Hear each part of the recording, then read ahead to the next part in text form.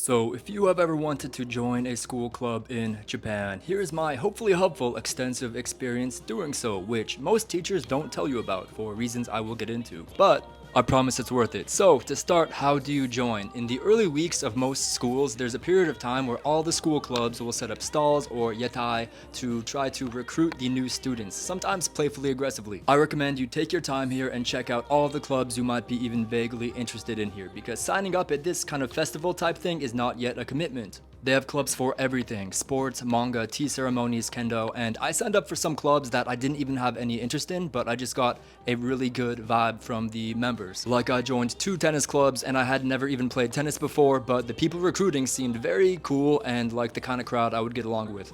Next, there are 2 main kinds of school clubs in Japan. The first being bukatsu, which is a more kind of serious club where you really do have to show up to the events because they may be competitive. For example, I joined the photography bukatsu and they set up inter-school photography contests, so I had to show up to the meetings because I played a part to support the group in setting these up. The second kind are called circles, which are more casual kind of social clubs, usually around a sport or something. I joined several of these, and to illustrate how casual they are, there are some that get famous for being nomisa, which is basically you don't even do the activity so much as you go and do parties afterwards. This leads me to why a lot of teachers don't advise exchange students to join school clubs, because after joining several of these, there were events, practices, activities, or parties almost every single day. And teachers fear that this will distract from your studies, which it did, but my counterpoint would be that I got so much Japanese language practice at these events and learned so much about senpai kohai culture. I do think it balanced out, and more than that, you get to go on the summer group trips called Natsugashiku.